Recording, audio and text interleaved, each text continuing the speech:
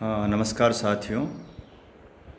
आज हम बीए प्रथम वर्ष के लिए टॉपिक लेकर आए हैं लोकतंत्र। लोकतंत्र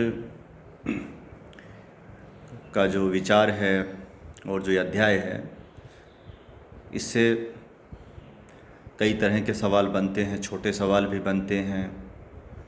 लोकतंत्र की परिभाषा पूछ ली जाए, अर्थ पूछ लिया जाए, प्रकार पूछ लिए जाएं, या लोकतंत्र की विशेषताएं पूछ ली जाएं, या फिर लोकतंत्र के जो दोष क्या हैं, कमियां क्या हैं। तो इन सब बातों पर आज हम इस वीडियो में चर्चा कर रहे हैं। जब भी आपसे लोकतंत्र के बारे में पूछा जाता है तो बच्चों को आमतौर पर अमेरिका के जो पूर्व राष्ट्रपति रहे हैं, भूतपूर्व कहें तो भी सही होगा, अब्राहम लिंकन का जो एक परिभाषा है कि लोकतंत्र जनता का, जनता के लिए, जनता द्वारा चलाए जाने वाला शासन। इसके बाद हम कुछ बता नहीं पाते हैं। तो हालांकि ये परिभाषा बहुत मान्य परिभाषा है और ये कोई बुरी बात नहीं है, लेकिन लोकतंत्र की बहुत सी परिभाषाएं हो सकती हैं। लेकिन जो मेन बात है लोकतंत्र को लेकर, कि लोकतंत्र में जो जनता द्वारा चुने हुए जो लोग हैं वो शासन करते हैं और वो जनता के प्रति उत्तरदायी होते हैं, जिम्मेदार होते हैं। और अगर वो जनता के प्रति उत्तरदायित्व में कहीं कमी करते हैं तो फिर जनता के पास ये अधिकार होता है कि वो उन्हें अगला जो टर्म आता है वो 5 साल का, 4 साल का, अलग अलग लोकतांत्रिक देशों में इसकी अवधि होती है, तो उसके बाद फिर वो उसे हटा देगी। तो यहाँ जो सत्ता का परिवर्तन है ना, वो बैलेट से होता है, मतपत्र से होता है, ना कि बुलेट से, गोली से, या किसी तख्ता पलटने के लिए खून खराबा नहीं करना होता। तो ये एक बेसिक जो मैंने बात बताई है वो लोकतंत्र को लेकर है।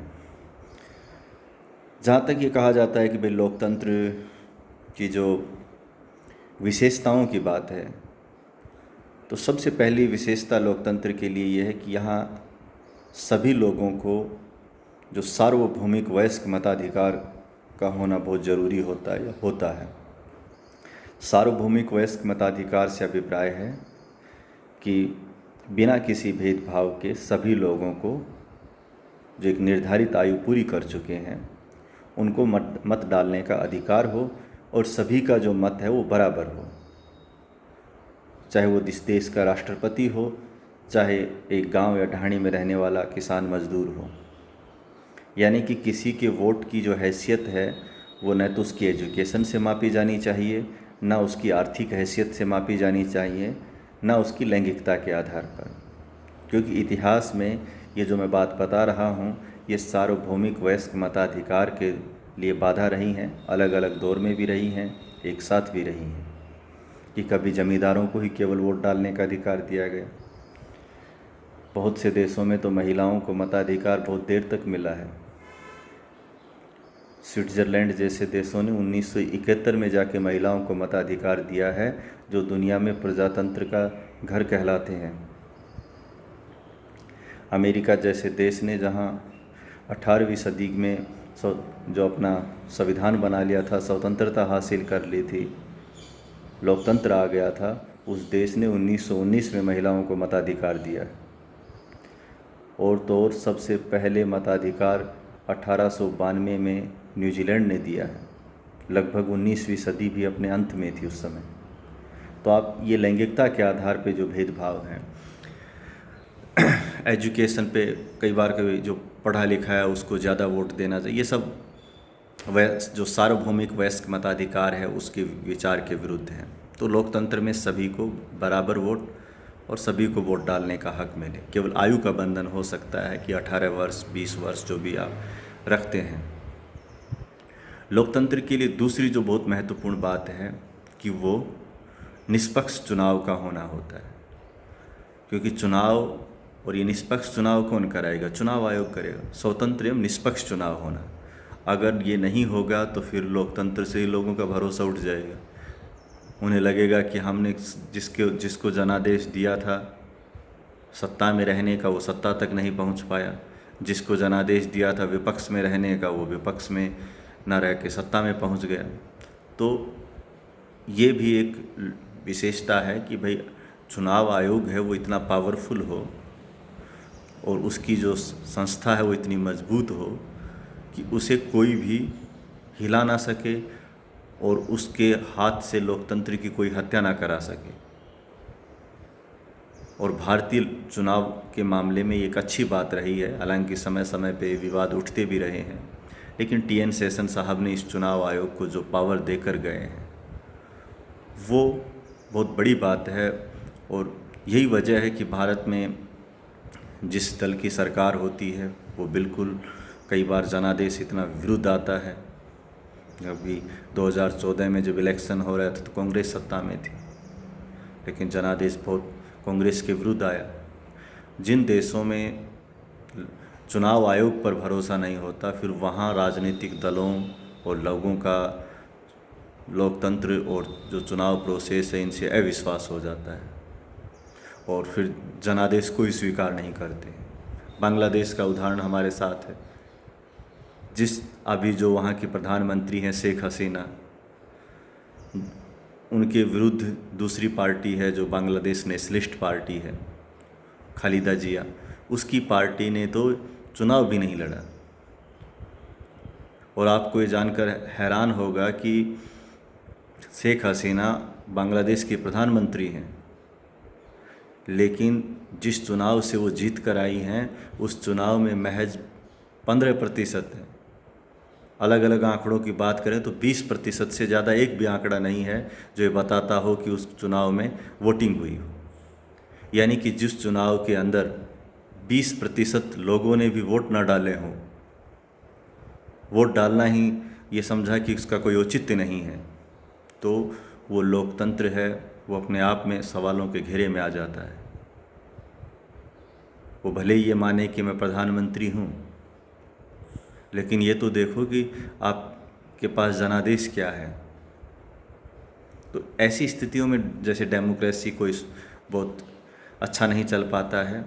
आपके प्रति जो स्वीकार्यता है उसका होना बहुत ज़रूरी है और वैधता का तभी आती है जब ज़्यादा से ज़्यादा लोग चुनाव से जुड़ेंगे।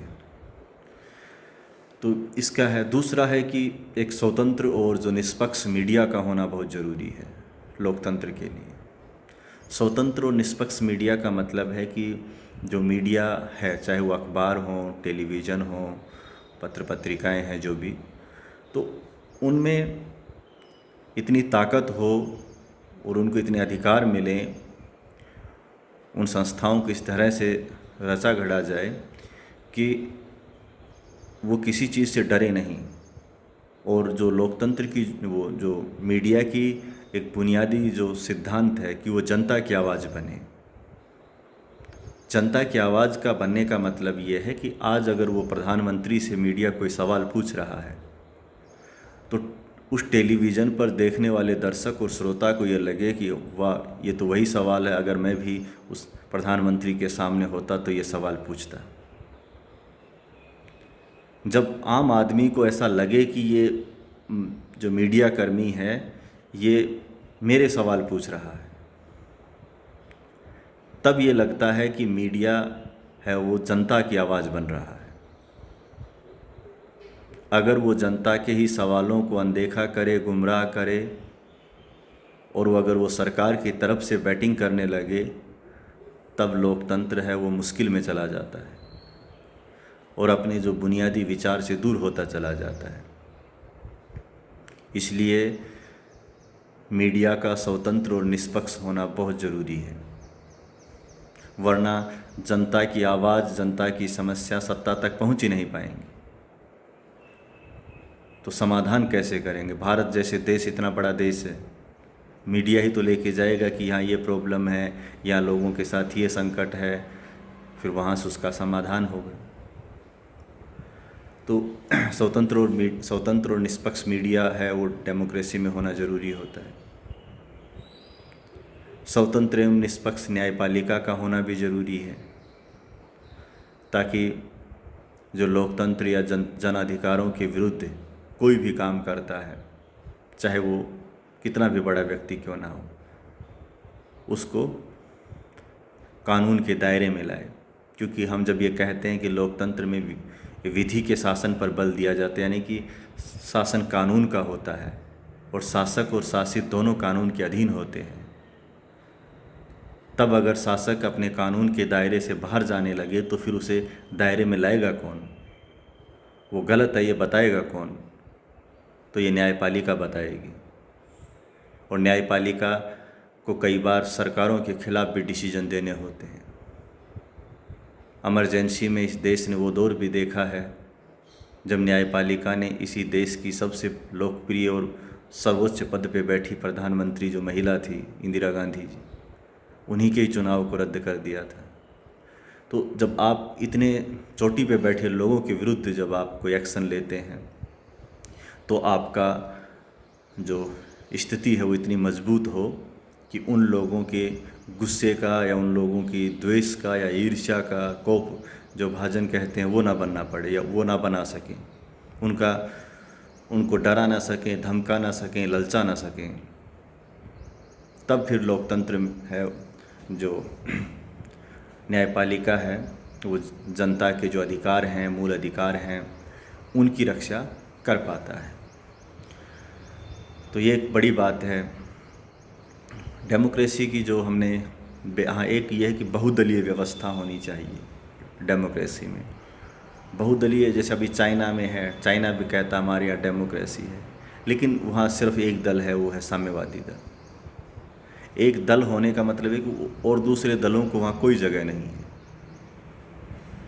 तो उससे फिर लोगों को, मतलब आज भारत में बहुत से दल हैं, तो जनता को कांग्रेस से नाराज़गी है तो उसने बीजेपी को चुनाव जिता दिया। अगर उसे लगे कि बीजेपी ठीक नहीं है तो किसी और पार्टी को भी जिता सकती। तो जनता के पास विकल्प होने चाहिए। जब विकल्प ही नहीं होंगे तो फिर जनता कहाँ से चुन के लाएगी? आप कहोगे कि नहीं, आप भले ही इस पार्टी के परफॉर्मेंस से संतुष्ट थे या नहीं थे, इसी को ही वोट दो।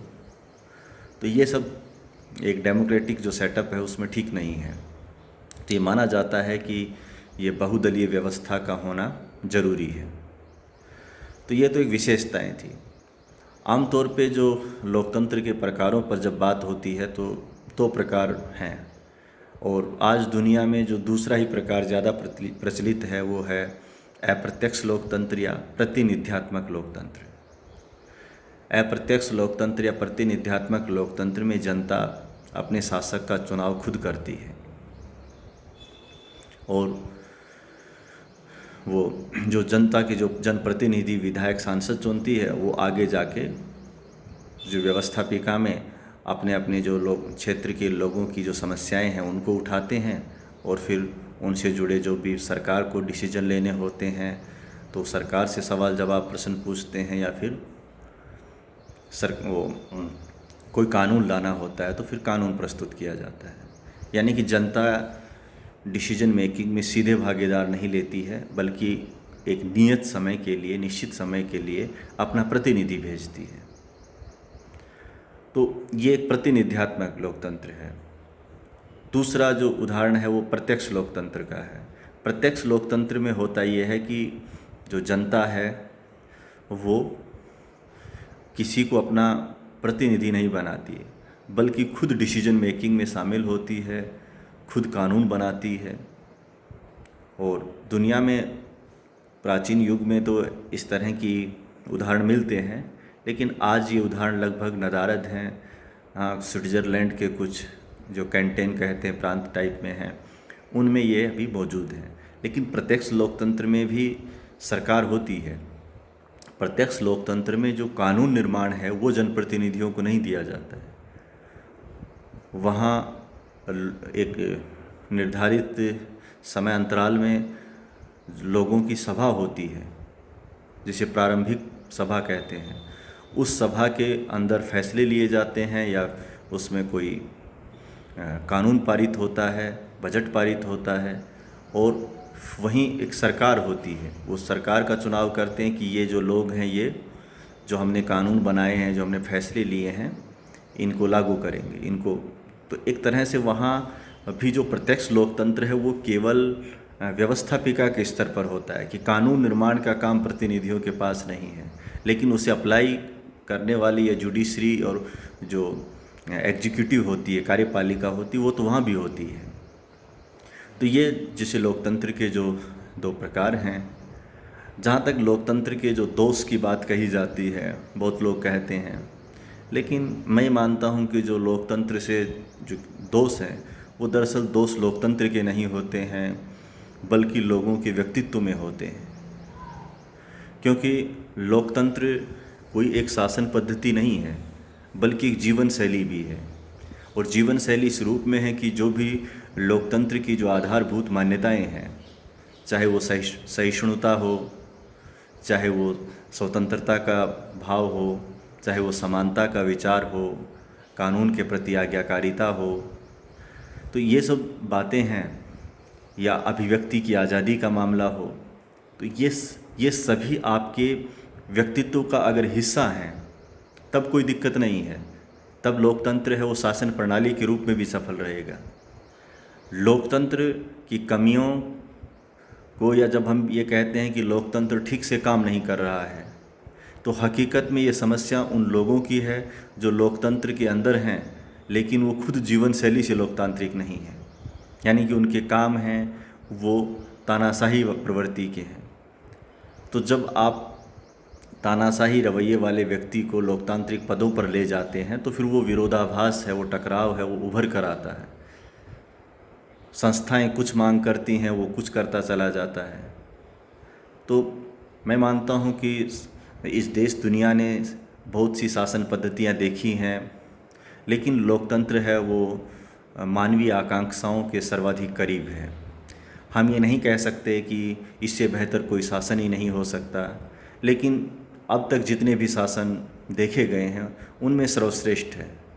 इसलिए ज़रूरत ये है कि इसी के अंदर ही जो भी ज़रूरी सुधार हैं वो किए जाते रहें, और लोगों में, बच्चों में एक बेहतर नागरिक बनने की और जो मानवीय विचार हैं उनको अपनाने की जो प्रवृत्ति बढ़ेगी, तो लोकतंत्र और मजबूत होता चला जाएगा। धन्यवाद।